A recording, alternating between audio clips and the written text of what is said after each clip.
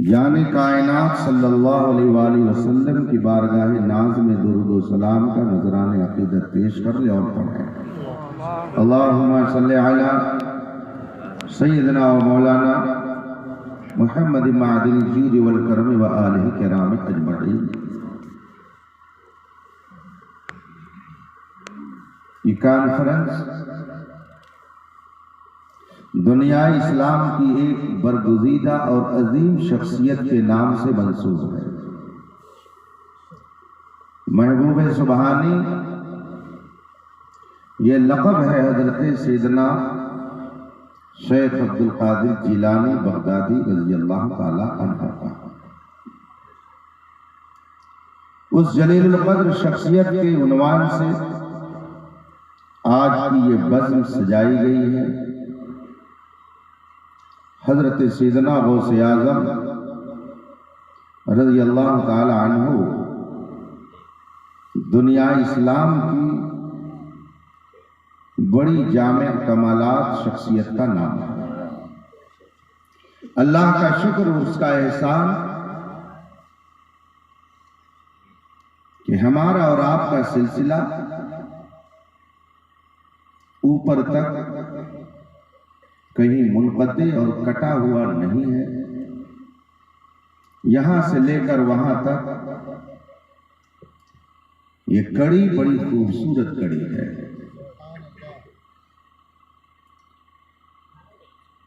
ایک صاحب کے بارے میں مشہور ہے کہ وہ جذب کے عالم میں رہتے ہیں۔ ان کا ایک قول ایک صاحب نے مجھ سے نقل کرتے ہوئے فرمایا کہ حضور تاج الشریعہ اور اعلیٰ حضرت کا جو یہ سلسلہ ہے، اس سلسلے میں خصوصیت یہ ہے،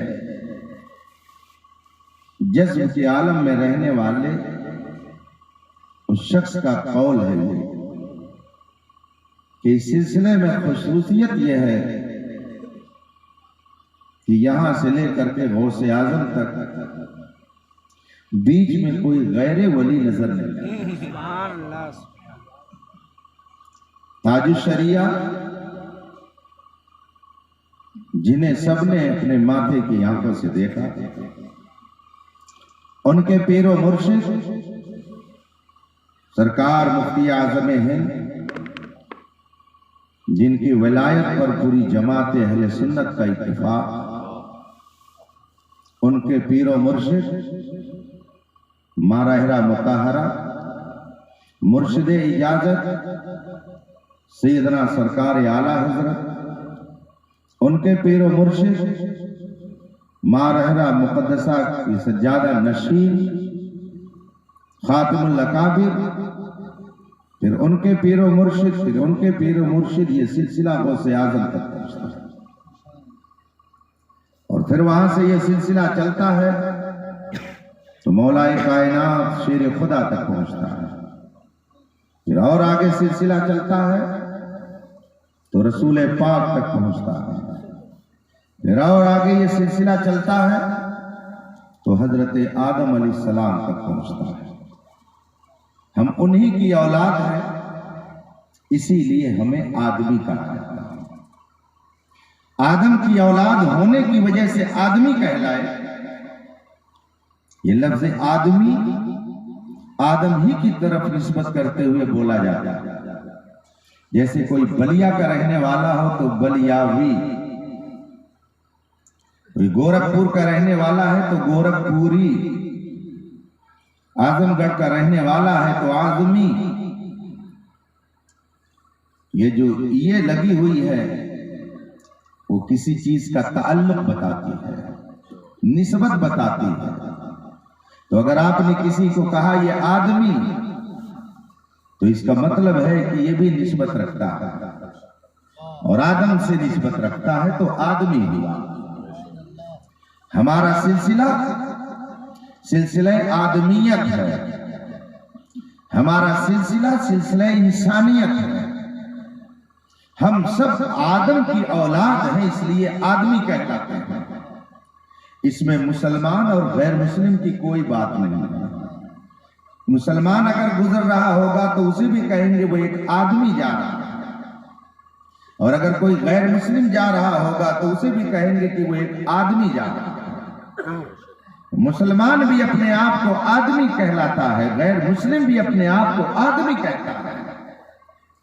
پتہ نہیں کیسے کچھ لوگوں نے ڈارون کے نظریوں کو تسلیم کر لیا، اور خدا جانے کیسے اس کے ذہن میں یہ بات آئی کہ انسان بندر تھا، بندر سے ترقی کر کے انسان بن گیا۔ حالانکہ جو کہہ رہا تھا کہ انسان بندر تھا وہ بھی اپنے آپ کو آدمی کہلاتا تھا۔ لیکن بات یہ ہے کہ جو لوگ اپنی حقیقت کو نہیں سمجھ پاتے ہیں وہ اللہ و رسول کی عظمت کو کیا سمجھ پائیں گے، اور جو اپنی حقیقت کو سمجھ لیتا ہے، جو اپنی حیثیت کو پہچان لیتا ہے، پھر وہ اوپر کے مقام کو بھی پہچانتا چلا جاتا ہے۔ اسی لیے فرمایا گیا من عرف نفسہ فقد عرف ربہ، جس نے خود کو پہچانا اس نے خدا کو پہچان لیا۔ ہم اور آپ آدمی ہیں، آدم کی اولاد، اور آدم کی اولاد میں چاہے مومن ہو چاہے غیر مومن ہو سب گنے جاتے ہیں۔ یہ اور بات ہے کہ کسی کا سلسلہ منقطع اور ختم ہو گیا ہے اور کسی کا سلسلہ باقی ہے، مگر ہیں سب کے سب حضرت آدم کی اولاد۔ اور آدم کو جب اللہ تبارک و تعالی نے پیدا کیا، یہ پتہ آپ کو کوئی اور نہیں دے سکتا ہے، صرف قرآن دے سکتا ہے۔ یہ علم صرف رسول کریم صلی اللہ علیہ وسلم کی بارگاہ سے مل سکتا ہے۔ پہلا وہ انسان جسے اللہ نے پیدا کیا وہ کون ہے، اس کا جواب اگر ملے گا تو قرآن سے ملے گا، اس کا جواب اگر ملے گا تو حدیث مصطفیٰ میں ملے گا۔ جب اللہ تعالیٰ نے حضرت آدم کو پیدا کرنا چاہا، فرشتوں سے ارشاد فرمایا انی جاعل فی الارض خلیفہ، میں زمین پر اپنا نائب بنانے والا ہوں۔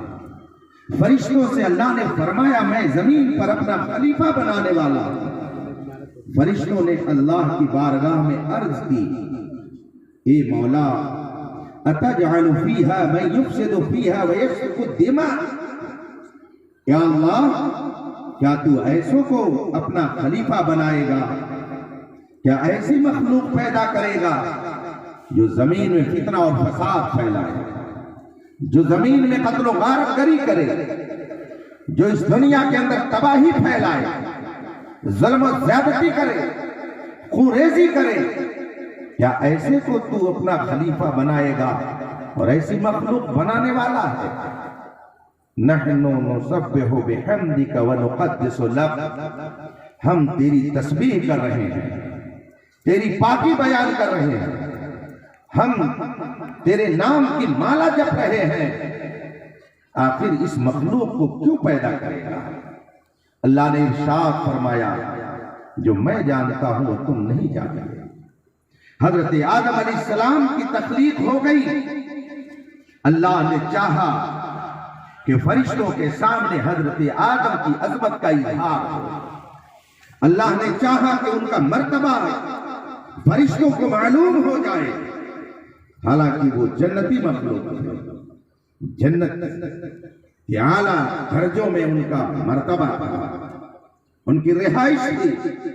اللہ تبارک و تعالی نے چاہا کہ آدم کی فضیلت بتائی جائے، ان کا رتبہ بتایا جائے، ان کا مقام بتایا جائے۔ اللہ تبارک و تعالی نے کائنات میں جتنی چیزیں پیدا کرنی چاہی تھی سب کو عالم ارواح میں مثالی طور پر عالم مثال میں ساری چیزوں کو حضرت آدم علیہ السلام کے سامنے لا کر کے رکھ دیا۔ قرآن فرماتا ہے اللہ تبارک و تعالی نے علم آدم الاسماء کلھا، حضرت آدم علیہ السلام کو ساری چیزوں کا نام بتا دیا۔ یہ مائک، یہ غبارہ، یہ ٹینٹ، یہ میز، یہ کرسی، یہ میٹ، یہ کیمرہ، یہ موبائل، یہ ٹیلی ویژن، یہ کمپیوٹر، یہ سارے نام یہ آپ کے دیے ہوئے نہیں ہیں، یہ سب نام خدا نے رکھا ہے، سب نام خدا کا رکھا ہوا ہے۔ قرآن کریم ارشاد فرماتا ہے علم آدم الاسماء کلھا، اللہ نے حضرت آدم کو ساری چیزوں کا نام ساری چیزیں آدم کے سامنے رکھ دی، ان کے نام بتا دیے۔ یہ علماء بیٹھے آپ ان سے پوچھئے، یہ بتائیں گے۔ قرآن کریم کی تفسیر پڑھیے، ان علماء کی صحبت میں بیٹھیے تو آپ کو علم کی روشنی ملے گی۔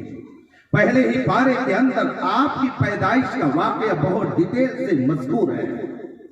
اللہ تبارک و تعالیٰ نے ساری چیزوں کا علم حضرت آدم کو عطا فرما دیا۔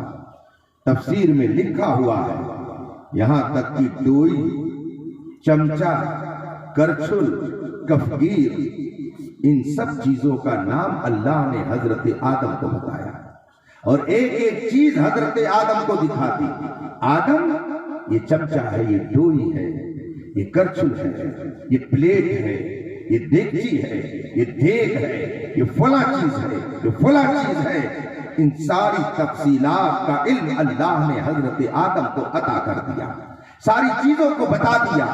قرآن کریم کہتا ہے علم آدم الاسماء کلھا، حضرت آدم کو اللہ نے ساری چیزوں کا علم دے دیا اور اس کے بعد حضرت آدم علیہ السلام کو ایک مقام پہ رکھا۔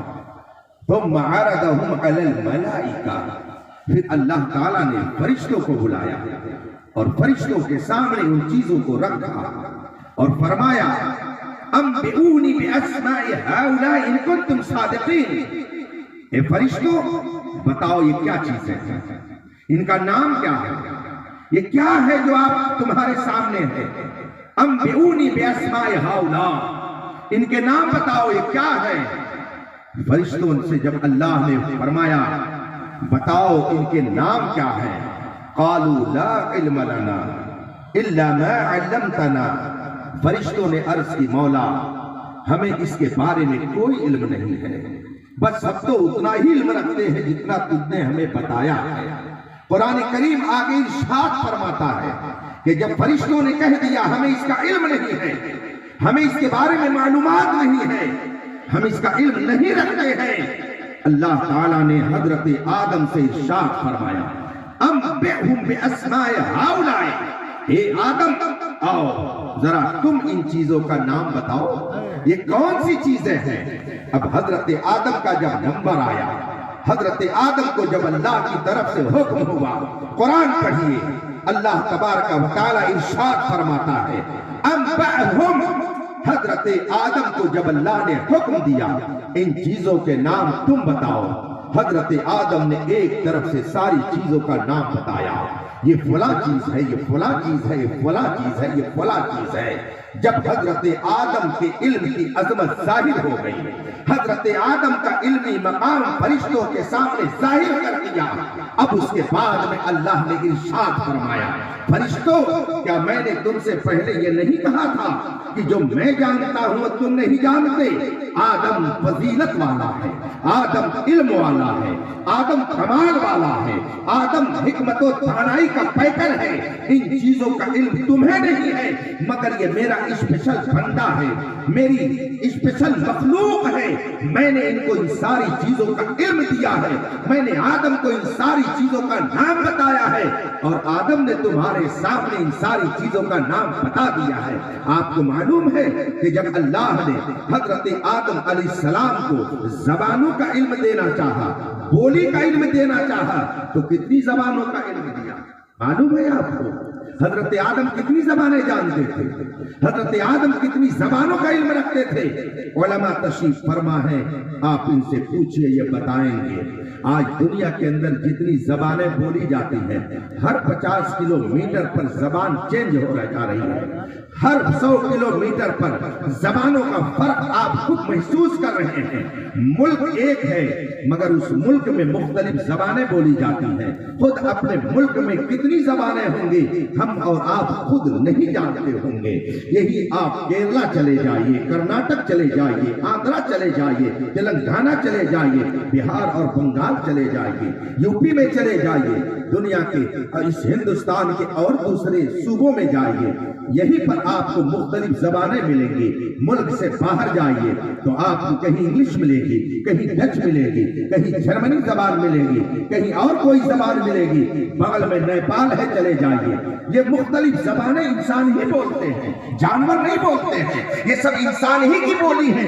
یہ ساری زبانیں آج لوگ کہتے ہیں اس زبان والے فلاں ہیں، اس زبان کا موجد فلاں ہے، یہ زبان فلاں نے ایجاد کی ہے۔ ایسا نہیں ہے۔ اردو ہم نے نہیں ایجاد کی ہے، سنسکرت کسی اور نے نہیں ایجاد کی ہے، انگلش کسی اور کی ایجاد نہیں ہے۔ یہ جتنی زبانیں ہیں آپ علماء سے پوچھیے، آپ کو بتائیں گے حضرت آدم علیہ السلام کو اللہ نے کتنی زبانوں کا علم دیا تھا، وہ کتنی زبانیں جانتے تھے۔ آپ ان سے پوچھیے تو یہ بتائیں گے ایک دو زبان نہیں۔ آج آدمی اگر 5-6 زبانیں جان جاتا ہے تو شان سے چلتا ہے، سینہ پھلا کر کے چلتا ہے، اور اگر انگلش جان گیا تب تو پھر سمجھتا ہے میرے مقابل میں کوئی ہے ہی نہیں ہے۔ آج لوگ کہتے ہیں اگر کسی پر بھاؤ جمانا ہو ذرا انگلش میں بات کرنے لگی روب جم جائے گا۔ انگلش کوئی جان رہا ہے، کوئی اردو جانے، کوئی عربی جانے، کوئی سنسکرت جانے، کوئی فارسی جانے، کوئی افریقی جانے، کوئی اور زبان جانے۔ یہ مختلف زبانیں جو انسان جانتا ہے، آپ نے کبھی غور کیا کہ یہ مختلف زبانیں ان کو کیسے آتی ہیں؟ کیونکہ بیٹا باپ کا وارث ہوتا ہے، بیٹا باپ کی وراثت لے کر کے آتا ہے۔ انسان جو مختلف زبان کے دنیا میں پائے جاتے ہیں یہ آپ کی ایجاد نہیں ہے، یہ بابا آدم کی زبان ہے، حضرت آدم کی زبان ہے۔ 1-2 لاکھ نہیں، حضرت آدم علیہ السلام کو اللہ تبارک و تعالی نے 7 لاکھ زبانوں کا علم عطا فرمایا تھا۔ وہ 7 لاکھ زبانوں کا علم رکھتے تھے، اسی لیے ان کی نسل میں مختلف زبانیں پائی جاتی ہیں، مختلف زبانیں بولنے والے لوگ پائے جاتے ہیں۔ یہ زبان یہ آپ کی ایجاد نہیں ہے، یہ وراثت میں آپ کو ملی ہوئی ہے۔ آپ جو انگلش بولتے ہیں یہ حضرت آدم کی زبان ہے، آپ جو اردو بولتے ہیں یہ حضرت آدم کی زبان ہے، سنسکرت اور عربی بولتے ہیں یہ حضرت آدم کی زبان ہے۔ یہ ساری زبانیں جو آج دنیا میں انسان بول رہا ہے، آدمی بول رہا ہے، یہ حضرت آدم کی زبان ہے۔ حضرت آدم کو ان ساری زبانوں کا اللہ نے علم عطا کیا تھا۔ 7 لاکھ زبانوں کا علم جس آدم کو اللہ نے عطا فرمایا، اس کی اولاد نسلاً بعد نسل مختلف زبانوں میں بولنے لگی۔ عربی بول رہا ہے، کوئی اردو بول رہا ہے، کوئی سنسکرت بول رہا ہے۔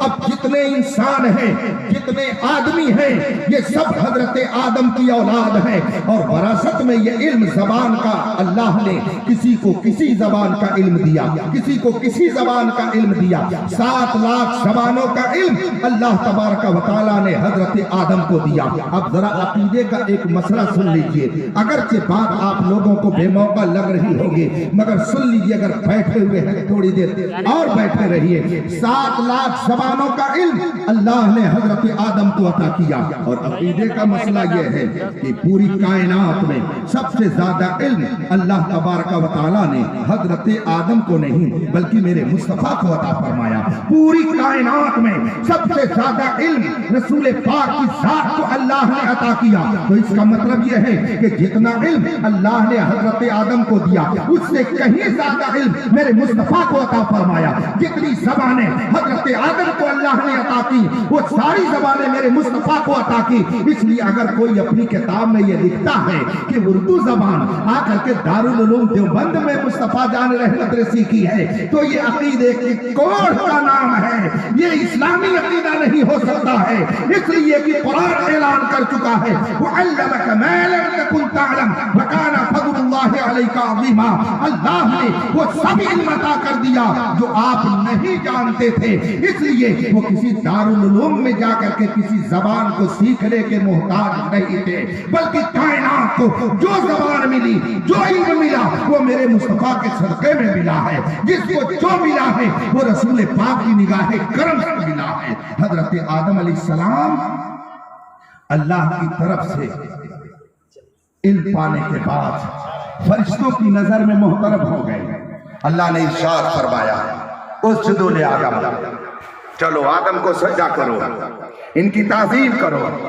اللہ تبارک و تعالیٰ نے حضرت آدم علیہ السلام کی فضیلت کو جب فرشتوں کے سامنے ظاہر کرنا چاہا تو اگر اللہ چاہتا تو یہ بھی فرما دیتا، آدم تو میں نے بہت حسین و جمیل بنایا ہے، فرشتوں چلو آدم کو سجدہ کرو، چلو ان کی تعظیم کرو، چلو ان کا احترام کرو، آدم بہت خوبصورت ہے، میری مخلوقات میں سے ایک عظیم شاہکار ہے، چلو تم انہیں سجدہ کرو، یہ بہت ہینڈسم ہے، بہت طاقتور ہے، بہت حسین و جمیل ہے، میں نے ان کو بہت خوبصورت بنایا ہے۔ مگر اللہ تبارک و تعالیٰ نے جب حضرت آدم کی فضیلت کو ظاہر کرنا چاہا تو ان کے حسن کا ذکر نہیں کیا، ان کی طاقت کا ذکر نہیں کیا، ان کی آنے والی نسلوں کا ذکر نہیں کیا، بلکہ ان کی فضیلت کا دار و مدار اللہ تبارک و تعالیٰ نے علم پر رکھا۔ اس کا مطلب ہے آدمیت کی ترقی ہنر سے اور علم و حکمت سے ہے۔ حضرت آدم کا مقام فرشتوں کے سامنے جو بلندی کی شکل میں ظاہر ہوا وہ ان کے حسن و جمال کی بنیاد پر نہیں بلکہ حکمت و دانائی کی بنیاد پر۔ اب جو آدم کی اولاد میں حکمت و دانائی رکھے گا حقیقت میں وہی حضرت آدم کی وراثت کا سچا جاننے ہے۔ نعرہ تکبیر، نعرہ حق، علماء اہل سنت یہ جو علمی وراثت عطا کی یہ حضرت آدم علیہ السلام کو تسلیم کی وراثت، سلسلہ بسلسلہ یہ وراثت منتقل ہوتی رہی۔ اور ایک بات اور عرض کرتا چلتا، بہت تھوڑا سا وقت کروں گا، 25-30 منٹ ہو گیا، آدھا گھنٹہ ہو گیا آپ کو شروع کرتے ہوئے، تھوڑی دیر اور آپ کو یہ تو معلوم ہے کہ حضرت آدم علیہ السلام کو تسلیم کو اللہ نے فرما دیا، ان سے ارشاد فرمایا کہ لا تقربا هذه الشجرہ، ہوا اور آدم لا تقربا هذه الشجرہ، اس درخت کے قریب نہ جانا، اس درخت کے قریب مت جانا۔ مگر شیطان مشیت الہی حکمت الہی سے جنت میں پہنچا اور حضرت حوا رضی اللہ تعالی عنہ سے جا کر کے اس نے کہا، معلوم ہے کہ خدا نے میں اس درخت کے قریب جانے سے منع کیا۔ حضرت حوا رضی اللہ تعالی عنہ نے فرمایا کیا وجہ ہے؟ اگر تم لوگ اس درخت سے کھا لو گے تو کبھی موت نہیں آئے، ہمیشہ زندہ رہو گے، اور اگر اس درخت سے کچھ کھا لو گے تو تمہیں موت آ سکتی ہے۔ اسی لیے اللہ نے اس درخت کے قریب جانے سے منع کیا۔